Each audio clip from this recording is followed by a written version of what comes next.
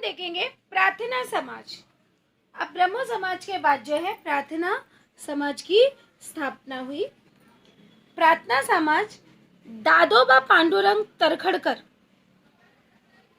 ने 1848 ईस्वी में मुंबई में परमहंस सभा की स्थापना की। परमहंस सभा की स्थापना किसने की? दादोबा पांडुरंग तरखड़कर। ये रही उनकी फोटो, दादोबा पांडुरंग तरखड़कर, जिन्होंने मुंबई में 1848 में स्थापना की। कालांतर में, अर्थात पहले कालांतर में परमहंस सभा विसर्जित हुई और उसी के कुछ सदस्यों ने प्रार्थना समाज की स्थापना की। तो प्रार्थना समाज की स्थापना किस प्रकार से हुई कि सर्वप्रथम दादोबा पांडुरंग तरखड़कर जो थे उन्होंने परमहंस सभा की स्थापना की और बाद में जब परमहंस समाज जो है वह विसर्जित हो गया, खत्म हो गया, तो उसी के जो कुछ सदस्य थे, कुछ लोग जो थे, उन्होंने मिलकर एक नए समाज की रचना की और उसका नाम रखा प्रार्थना समाज।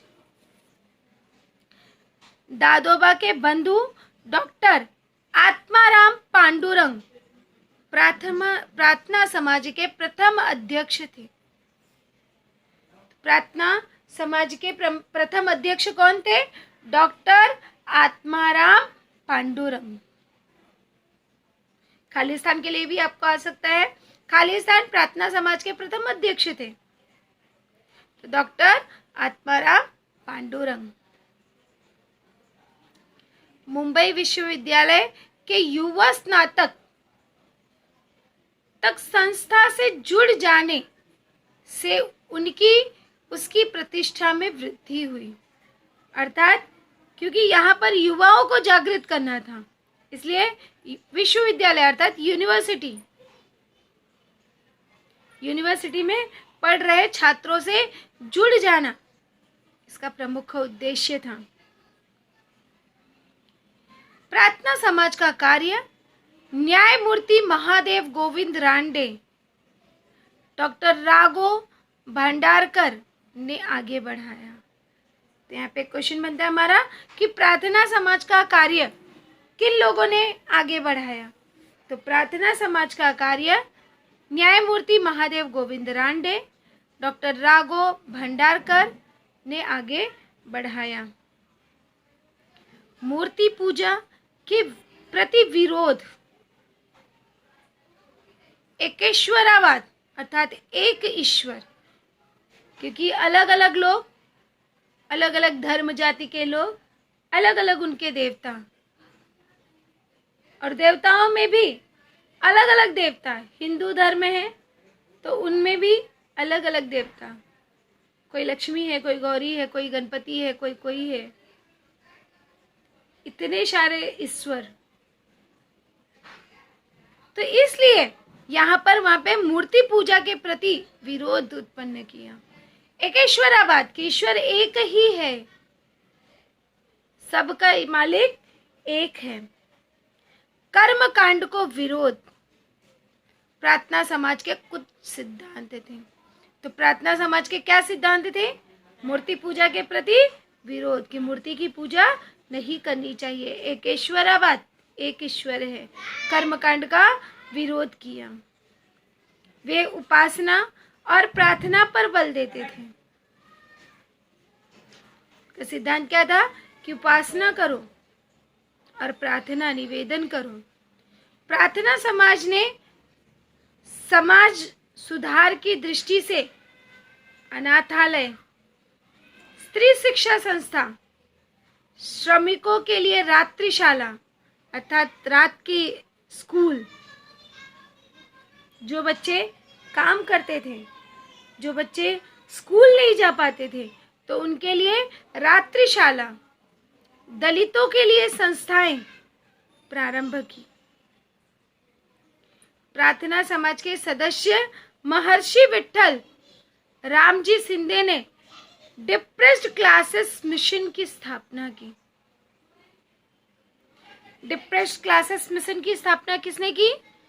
तो प्रार्थना समाज के सदस्य महर्षि विट्ठल रामजी शिंदे ने की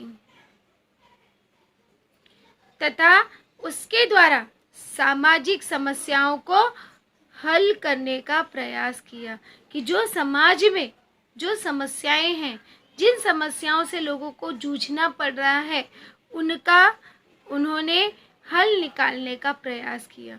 तो इस तरह से प्रार्थना समाज की स्थापना हुई और उसके प्रमुख उद्देश्य थे। लोगों ने बढ़ चढ़कर यहाँ पर अपना प्रयास किया और प्रार्थना समाज को आगे बढ़ाया। अब हम अगला देखेंगे सत्य शोधक समाज। अब इसके नाम से ही पता चल रहा है, सत्य की खोज करने वाला समाज। तो इसके प्रमुख जो थे महात्मा ज्योतिराव फुले जी थे। तो महात्मा ज्योतिराव फुले ने 1873 ईस्वी में सत्य शोधक समाज की स्थापना की। तो जोड़िया मिलाओ के लिए भी आ सकता है सत्य शोधक समाज, महात्मा ज्योतिराव फुले। कब की उन्होंने स्थापना? एक वाक्य के लिए भी पूछा जा सकता है कि महात्मा ज्योतिराव फुले ने सत्य शोधक की स्थापना कब की? 1873 ईस्वी में।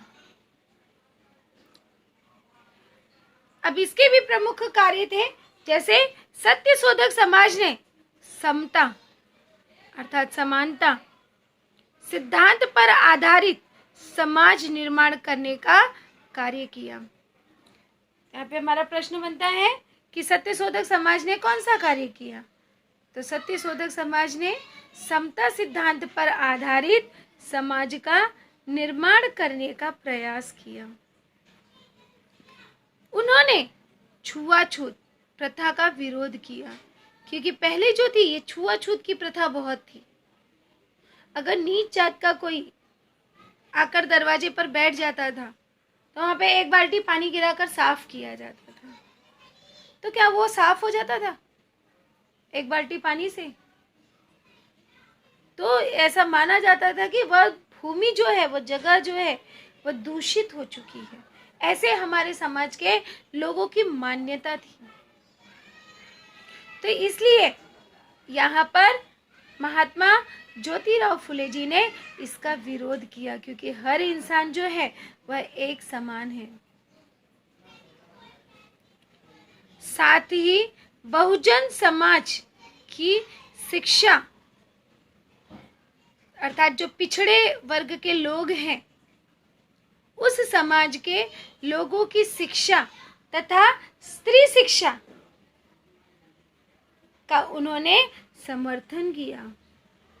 तो यहाँ पे क्वेश्चन हमारा बनता है महात्मा ज्योतिराव ने किसका समर्थन किया? तो महात्मा ज्योतिराव जी ने बहुजन समाज की शिक्षा तथा स्त्री शिक्षा का समर्थन किया।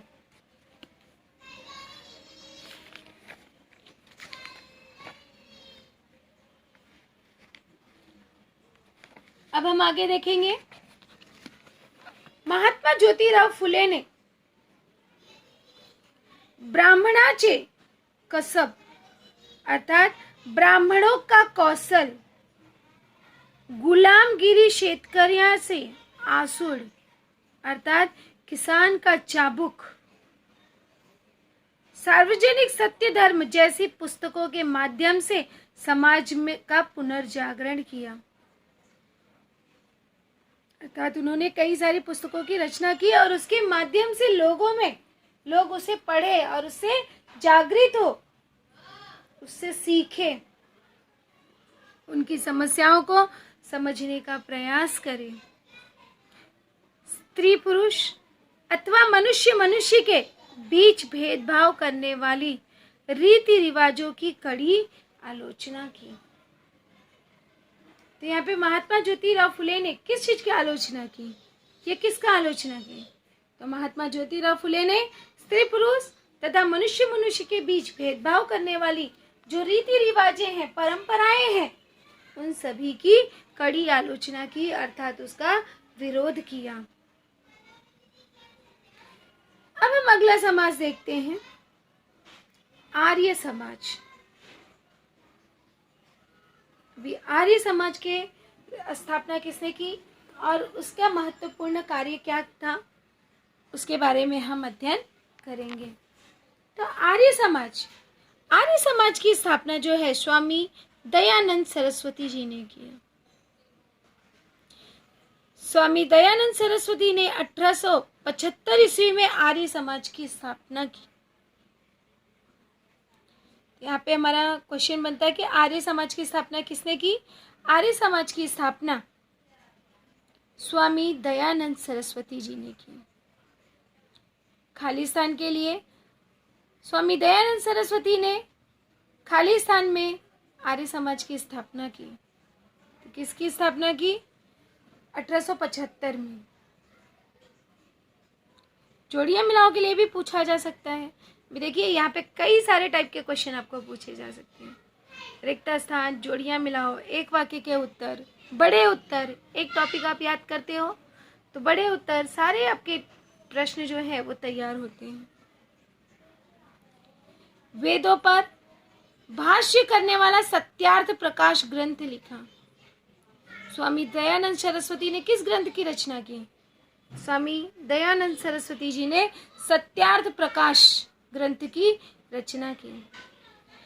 या ऐसे भी पूछा जा सकता है, सत्यार्थ प्रकाश ग्रंथ की रचना किसने की?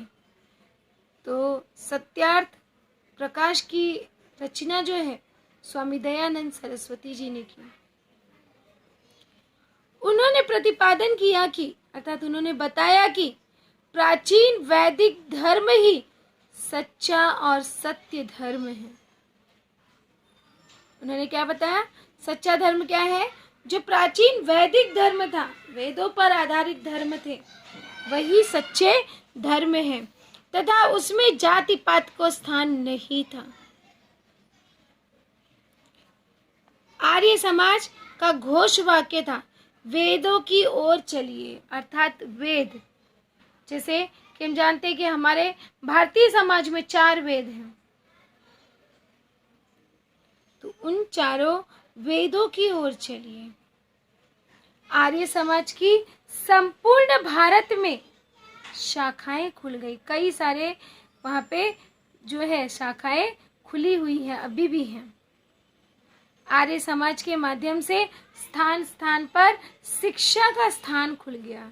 अर्थात लोगों को शिक्षा द्वारा उनका विकास किया गया और उन्हें आगे बढ़ाने का प्रयास किया गया। पुरानी जो परंपराएं हैं, रूढ़िवादी परंपराएं हैं, उसका विरोध किया गया। तो इस तरह से हमने देखा कि किस तरह से यहाँ पर ब्रह्मो समाज, परमहंस सभा, प्रार्थना समाज और सत्य शोधक समाज, आर्य समाज की स्थापना हुई।